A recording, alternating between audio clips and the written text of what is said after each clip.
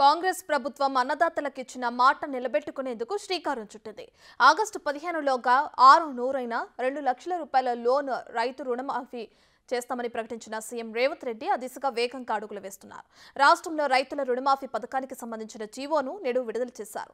వ్యవసాయ భూమి, రేషన్ కార్డున్న ప్రతి ఒక్క రైతుకు ఈ పథకాన్ని అమలు చేయనున్నట్లు ప్రకటించారు.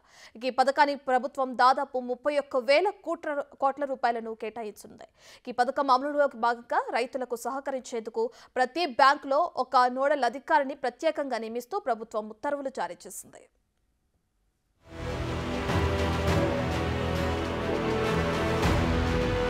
తెలంగాణ ప్రభుత్వం గ్రామీణ ఆర్థిక వ్యవస్థను పటిష్టపరచడానికి, వ్యవసాయ అభివృద్ధికి, రైతుల సంక్షేమాన్ని మెరుగుపరచడానికి పంట రుణాల మాఫీని ఒక అత్యవసర పెట్టుబడిగా గుర్తించింది.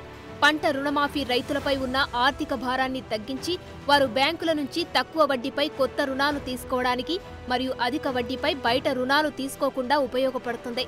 తద్వారా అత్యవసర వ్యవసాయ ఇన్పుట్లు కనుక్కోవడానికి అవకాశం కలుగజేస్తోంది. అధిక వడ్డీ రేట్ల ద్వారా తీవ్రతరమయ్యే శాశ్వత రుణగ్రస్తత నుంచి వారిని కాపాడుతుంది. రైతులు ఎదుర్కొంటున్న ఆర్థిక స్థితిని దృష్టిలో ఉంచుకొని వ్యవసాయ కార్యకలాపాలు స్థిరంగా ఉండేలా చేసేందుకు పంట రుణమాఫీ 2024 పథకాన్ని అమలు చేయాలని సీఎం రేవంత్ రెడ్డి నిర్ణయించారు. ఈ పథకం సజావుగా అమలయ్యేందుకు కొన్ని మార్గదర్శకాలను, విధి విధానాలను రూపొందించారు.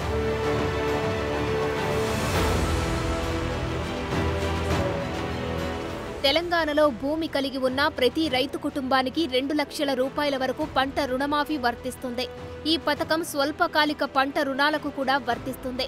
తెలంగాణ రాష్ట్రంలో ఉన్న షెడ్యూల్డ్ వాణిజ్య బ్యాంకులు, ప్రాంతీయ గ్రామీణ బ్యాంకులు, జిల్లా సహకార కేంద్ర బ్యాంకులు, వాటి బ్రాంచుల నుంచి రైతులు తీసుకున్న పంట రుణాలకు ఈ పథకం వర్తిస్తుంది. 2018 డిసెంబర్ 12 తేదీన లేదా ఆ తర్వాత మంజూరైన లేక రెన్యువల్ అయిన రుణాలకు మరియు 9/12/2023 తేదీ నాటికి బకాయి ఉన్న పంట రుణాలకు ఈ పథకం వర్తిస్తుంది. డిసెంబర్ 9, 2023 నాటికి బకాయి ఉన్న అసలు, వర్తింపయ్యే వడ్డీ మొత్తం పథకానికి అర్హత కలిగి ఉంటుంది.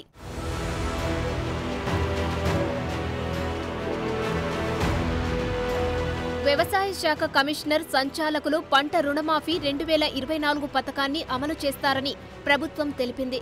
హైదరాబాద్లోని నేషనల్ ఇన్ఫర్మేటిక్స్ సెంటర్ ఈ పథకానికి ఐటీ భాగస్వామిగా వ్యవహరిస్తుంది. ఈ పథకం అమలు కోసం ఒక ఐటీ పోర్టల్ను నిర్వహిస్తారు. ఈ ఐటీ పోర్టల్లో ప్రతి రైతు కుటుంబానికి సంబంధించిన లోన్ అకౌంట్ డేటా సేకరణ, డేటా వాలిడేషన్, అర్హత మొత్తాన్ని నిర్ణయించడానికి సౌకర్యం ఉంటుంది. ఈ ఐటీ పోర్టల్లో ఆర్థిక శాఖ నిర్వహించే IFMIS పోర్టల్కి బిల్లులు సమర్పించడం, ఈ పథకానికి సంబంధించిన భాగస్వాములందరితో సమాచారాన్ని పంచుకోవడానికి, రైతులు ఇచ్చే ఫిర్యాదుల పరిష్కారానికి ప్రత్యేకమైన మాడ్యూల్స్ ఉంటాయి.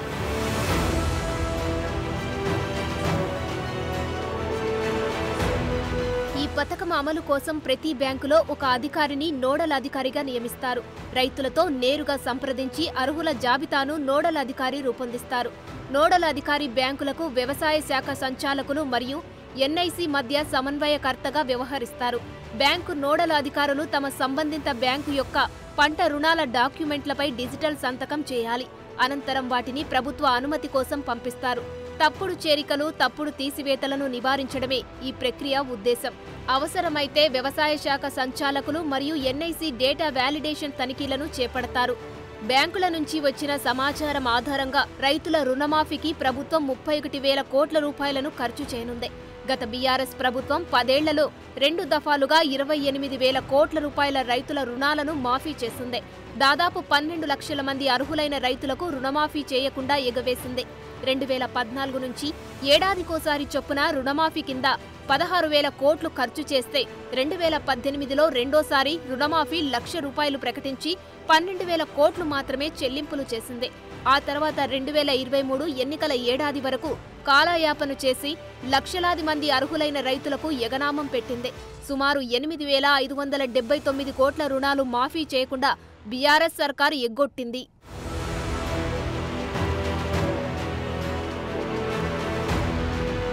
కాంగ్రెస్ ప్రభుత్వం ప్రకటించిన రుణమాఫీ పథకంలో అర్హత గల రుణమాఫీ మొత్తాన్ని డిబిటీ పద్ధతిలో నేరుగా లబ్ధిదారులైన రైతుల రుణ ఖాతాలకు జమ చేస్తారు. PACS విషయంలో రుణమాఫీ మొత్తాన్ని DCCB లేదా బ్యాంకు బ్రాంచ్కి విడుదల చేస్తారు. ఆ బ్యాంకు వారు రుణమాఫీ మొత్తాన్ని PACSలో ఉన్న రైతు ఖాతాలో జమ చేస్తారు. గత ప్రభుత్వం రుణమాఫీకి అనుసరించిన నిబంధనలనే కాంగ్రెస్ ప్రభుత్వం కొనసాగిస్తుంది. కొత్తగా ప్రతిపాదించిన నిబంధనలేమీ లేవు. ఒక్కో కుటుంబానికి రుణమాఫీ వర్తింప చేస్తున్నందున డేటా కోసమే రేషన్ కార్డును వినియోగిస్తామని స్పష్టం చేసింది. రేషన్ కార్డు లేకపోతే రుణమాఫీ వర్తించదన్న దుష్ప్రచారాన్ని ఖండించింది. రేషన్ కార్డు లేని అర్హులైన రైతు కుటుంబాలకు వ్యవసాయ శాఖ ప్రత్యేకంగా ఏర్పాటు చేసిన ఆన్లైన్ పోర్టల్ ద్వారా లేదా మండల స్థాయిలో ఏర్పాటు చేసే హెల్ప్ లైన్ సెంటర్ల వద్ద వివరాలు తెలియజేయవలసి ఉంటుంది. వీరికి 30 రోజులలోగా ఫీల్డ్ వెరిఫికేషన్ పూర్తి చేసి అర్హులైన వారికి రుణమాఫీ చేస్తారు.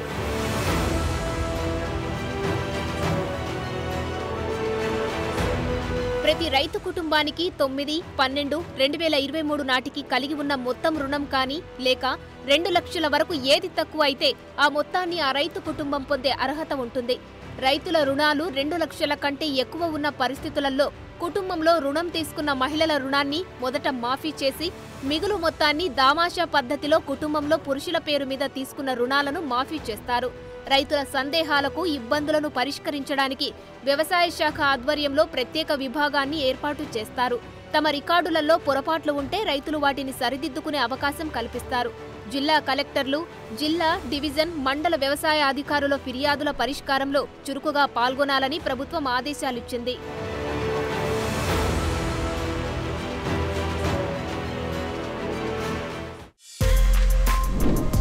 For more videos like this, subscribe Big TV channel.